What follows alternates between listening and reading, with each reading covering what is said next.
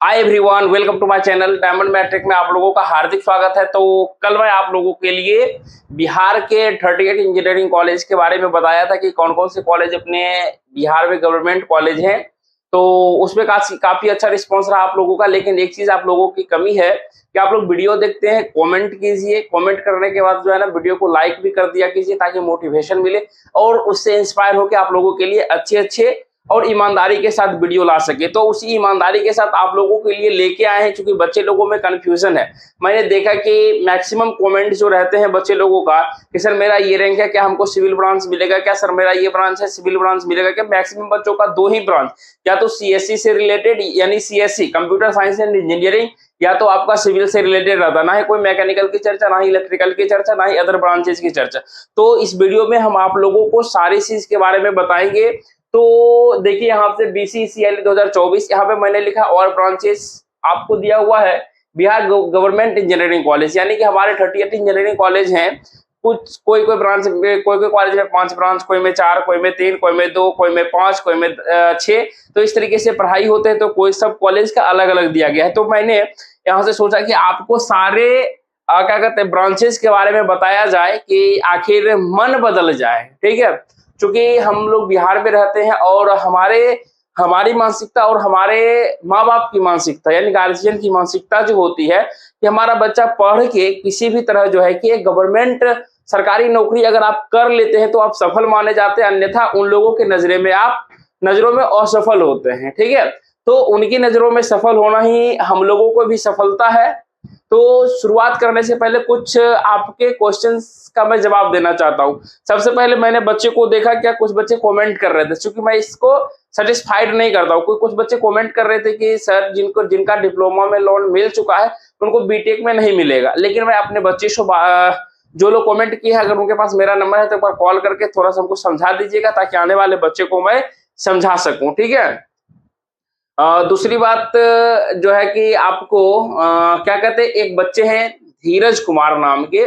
कुछ बच्चे कमेंट करते हैं कि सर हमारा रैंक ये है, क्या हमको ये कॉलेज में ये ब्रांच मिलेंगे क्या। तो देखिए एक बात है, अगर आप भी धीरज कुमार आप हमारे जगह पे आके खड़े होइए तो कहीं ना कहीं आप जो है किसी को डिमोटिवेट नहीं करेंगे, यानी कि उसको हमेशा हिम्मत देंगे, साहस देंगे, या ना कि आप उसको तोड़ के नीचे गिराएंगे। तो इसलिए जो है कि हाँ मिल जाएगा, मिल सकता है, इस तरीके से रिप्लाई करना पड़ता है। मैं ये गारंटी देता हूं कि सिर्फ और सिर्फ जो काउंसलिंग जहां पे होता है उनके सिवा चाहे कोई भी यूट्यूब पर आ जाए, कोई भी आपको बताए, चाहे पीछे का रैंक आगे का देख के, कोई भी कंफर्मेशन 110%, 100% भी क्या 90 क्या 50% भी आपको सही नहीं दे सकता है। अब इसकी सच्चाई बताते सिर्फ और सिर्फ कंसिस्टेंस रहने के वजह से वीडियो बनाना पड़ता है, ताकि ईमानदारी से बच्चे हाँ लगे कि बच्चे को विश्वास है कि हाँ सर सही बता रहे हैं।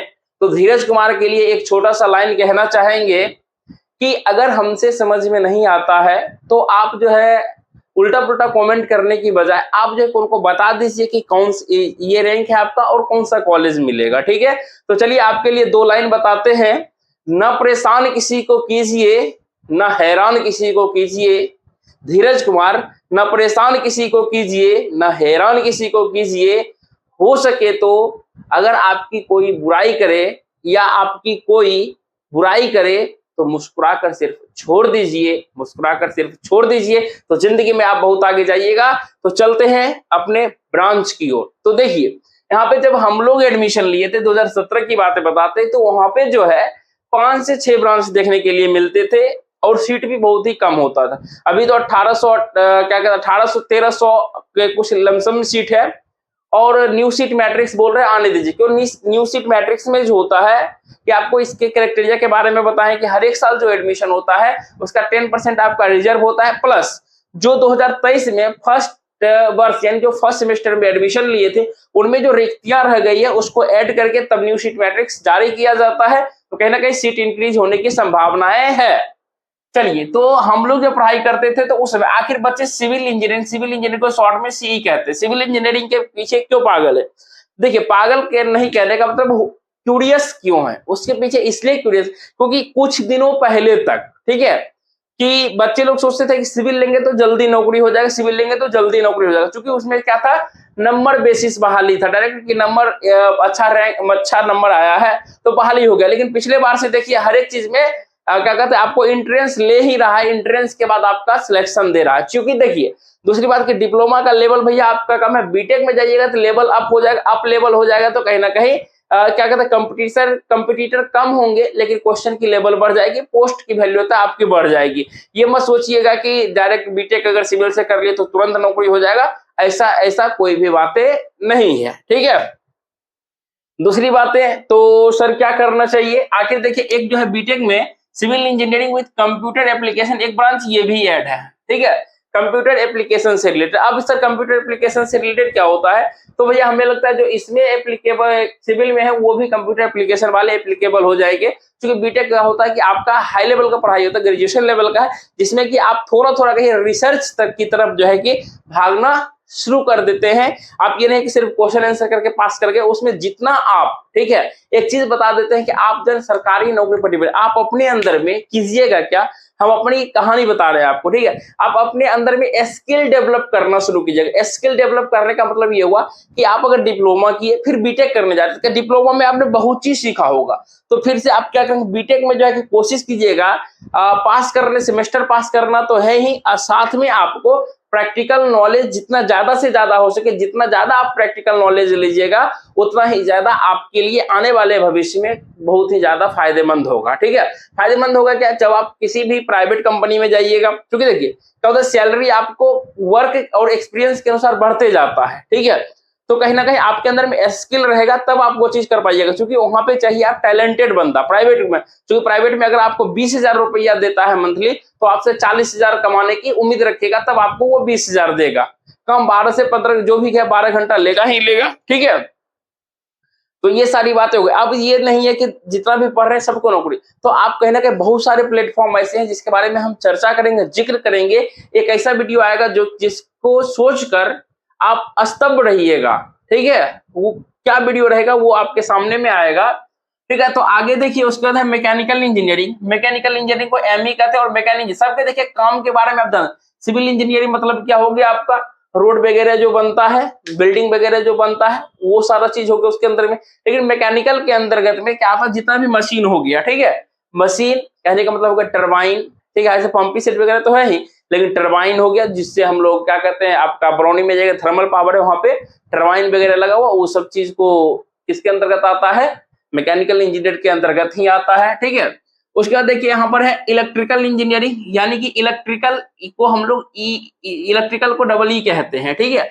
और ये इलेक्ट्रिकल में आप लोग जानते हैं इलेक्ट्रिकल में क्या होता है, बड़े बड़े पार्ट, जैसे ट्रांसफार्मर हो गया, ठीक है, और बिजली विभाग का देखते हैं जहां से लाइन चालू होता बंद होता, वो सारे विभाग के लिए इसमें बड़ा बड़ा पार्ट का हम लोगों को अध्ययन करना पड़ता है। शॉर्ट चीज बता रहे हैं इलेक्ट्रिकल में। लेकिन आगे जब बढ़िएगा, एक है देखिए इलेक्ट्रो एंड कम्युनिकेशन इंजीनियरिंग, एक है इलेक्ट्रिकल एंड इलेक्ट्रॉनिक्स। तो अब पहले इलेक्ट्रो एंड कम्युनिकेशन की बात करते हैं, तो ये होता है ईसी, ठीक है, इलेक्ट्रिकल एंड कम्युनिकेशन। इसमें तो हमको देखिए इलेक्ट्रिकल के बारे में पढ़ना है, लेकिन छोटे छोटे पार्ट जैसे कि फ्रीक्वेंसी वगैरह होता है ना, एफएम मॉड्यूलेशन वगैरह, उस सब चीज के बारे में भी इसमें हमको जानकारी लेना रहता है, ठीक है। आगे देखिए यह है इलेक्ट्रिकल एंड इलेक्ट्रॉनिक्स इंजीनियरिंग, यानी हो गया ये आपको कहते हैं ट्रिपल ई, ठीक है, इलेक्ट्रिकल, जिसमें हमको इलेक्ट्रिकल के बारे में पढ़ना ही पढ़ना है, प्लस में इलेक्ट्रॉनिक्स। इलेक्ट्रॉनिक्स का मतलब आप लोग समझ रहे ना, छोटा छोटा चिप हो गया, वो जो क्या कहते हैं डायोड देखते हैं, ये सभी जो कोई चीज सर्किट वगैरह खोलिएगा तो छोटा छोटा जो हरा सर्किट के ऊपर में जो लगा हुआ रहता है ना, उसके बारे में भी इसमें आपको अध्ययन करना रहता है, ठीक है। आगे देखिए इंफॉर्मेशन टेक्नोलॉजी, इसको कहते हैं आईटी। आईटी का सीट वगैरह देखिएगा बहुत ही कम है, ठीक है। उसका अब सर आईटी और कंप्यूटर साइंस इंजीनियरिंग में अंतर क्या है, बिल्कुल अंतर है, बिल्कुल अंतर है आपको, ठीक है। एक होता है देखिएगा कि कंप्यूटर जो होता है ना, उसका एक देखिए दो चीज सुने, हार्डवेयर और सॉफ्टवेयर सुने होंगे, ठीक है।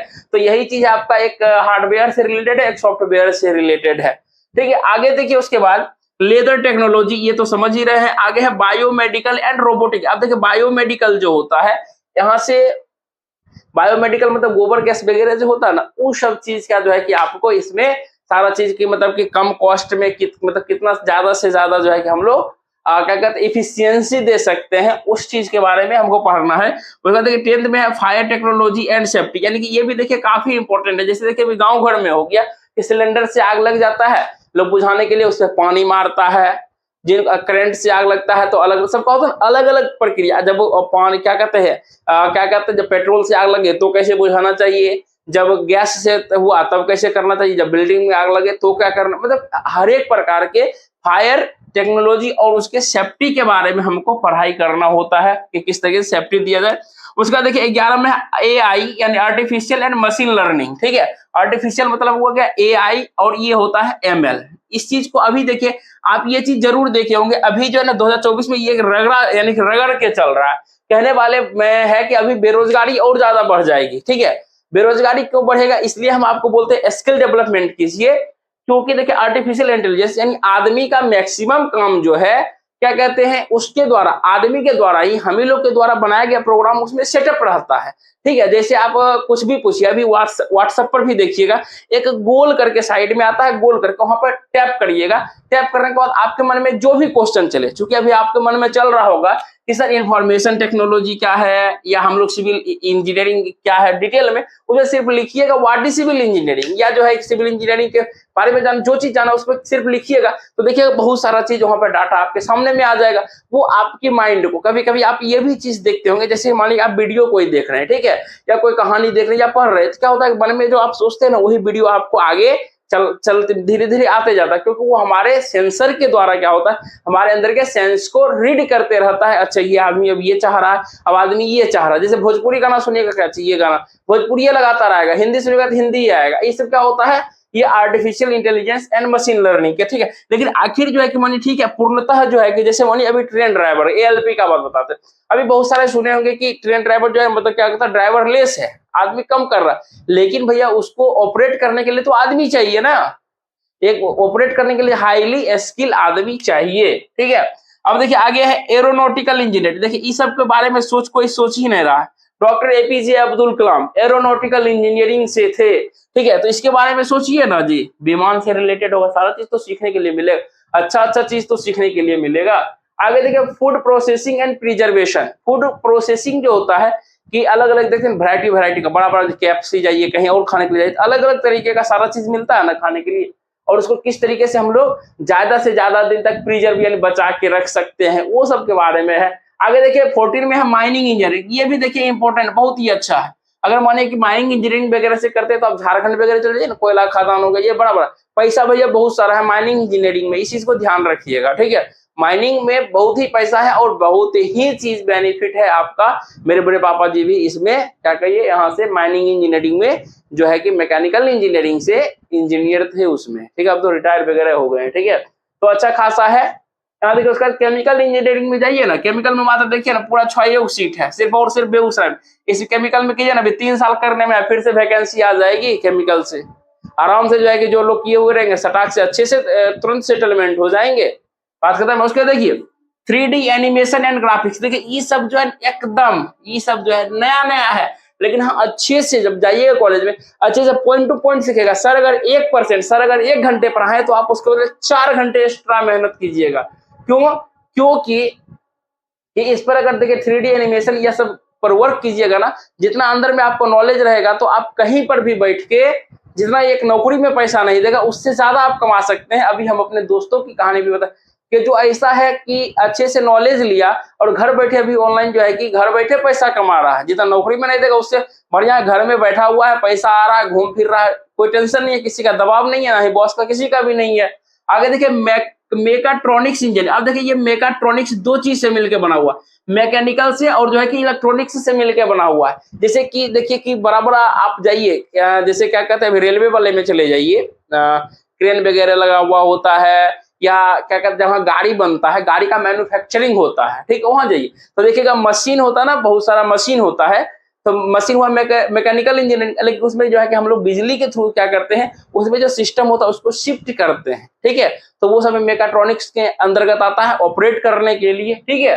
तो ये सारा चीज उसमें हम लोग पढ़ते हैं। और देखिए क्या है रोबोटिक्स एंड ऑटोमेशन, ये सारा भी रोबोटिक्स के बारे में तो देख ही रहे कि आप जो है कि मैक्सिमम रोबोट आ रहा है, आदमी का जगह ले रहा है। आगे देखिए क्या है, इंस्ट्रूमेंटेशन इंजीनियरिंग। अब देखिए इंस्ट्रूमेंटेशन इंजीनियरिंग के बारे में, इसके बारे में नॉलेज नहीं है, बाद में बताएंगे। आगे देखिए मैकेनिकल एंड स्मार्ट मैन्युफैक्चरिंग के बारे में, इस बारे में जितना ज्यादा आप नॉलेज लीजिएगा ना, कहीं भी जाइएगा कोई कंपनी में नॉलेज रहेगा तो आप छाप दीजिएगा वहां पे, ठीक है। आगे देखिए 21 में है इलेक्ट्रॉनिक्स इंजीनियरिंग। देखिए ये VLSI डिजाइन एंड टेक्नोलॉजी, जो है डिजाइन वाली बात आई तो आराम से अगर आपको नॉलेज है, बहुत ही देखिए क्या है, वेरी लार्ज क्या कहते हैं यहाँ से सिलिकॉन इंटीग्रेटेड चिप्स, यानी कि जैसे कि देखते होंगे बड़ा बड़ा सर्किट में जो होता है, कहते हैं अलग अलग होता है, इसको एक सर्किट में जो है कि इंटीग्रेट करना इलेक्ट्रॉनिक्स के बारे में होता है। तो इस ये जो इलेक्ट्रॉनिक्स का अलग अलग ब्रांच देख रहे हैं ना, वो इसके लिए वैलिड है, इलेक्ट्रॉनिक्स एंड कम्युनिकेशन के लिए, ठीक है। आगे देखिए अब चलते हैं 22 में computer science and engineering. Computer science and engineering ये सिंपल हो गया, ये CSE जिसको हम लोग कहते हैं CSE ब्रांच हो गया, कंप्यूटर साइंस एंड इंजीनियरिंग, ठीक है।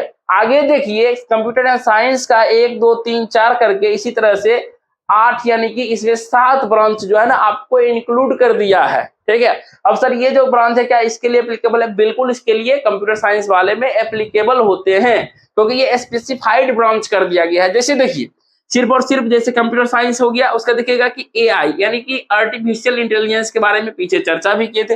दूसरे में देखिए क्या है, साइबर सिक्योरिटी। अभी देखते हैं ना कि कहते हैं कि हमारा पासवर्ड लीक हो गया, ठीक है, या किसी भी तरह का फोन कहते हैं कि फोन में सुरक्षा नहीं है। आखिर वो सभी चीज कहाँ से होता है? आखिर पढ़िएगा तब तो करिएगा ना। तो देखिए IoT ये क्या है, इंटरनेट ऑफ थिंग, यानी इसके बारे में आप इंटरनेट के बारे में जानकारी रहेगा तब। देखिए जैसे मानिए एक एक जगह पर जैसे 10 सिस्टम लगा दिए, अभी हम लोग सोचते हैं 10 सिस्टम लगा दिए ये कैसे चलेगा, या कहीं पे 100 कंप्यूटर है तेज कैसे चलेगा, सारा में नेटवर्क कैसे रहेगा, सारा चीज हैंडल कैसे होगा। तो ये सारा चीज आपको इंटरनेट के बारे में जानकारी रहेगी तब तो। आगे देखिए AI एंड ML, सिर्फ AI भी है और AI ML दोनों इसमें है, computer science and engineering AI and ML यानी artificial intelligence and machine learning के बारे में पीछे बताए भी है। आगे देखिए 5वां में है डाटा साइंस के बारे में, कंप्यूटर का डिपार्टमेंट होता होगा। आखिर देखिए 6ठे में है नेटवर्क के बारे में, 7वें में लास्ट में है देखिए ये नेटवर्क हो गया, जैसे लैन हो गया, वेन हो गया, ये सब नेटवर्क देखते हैं ना, तो वही सब हो गया।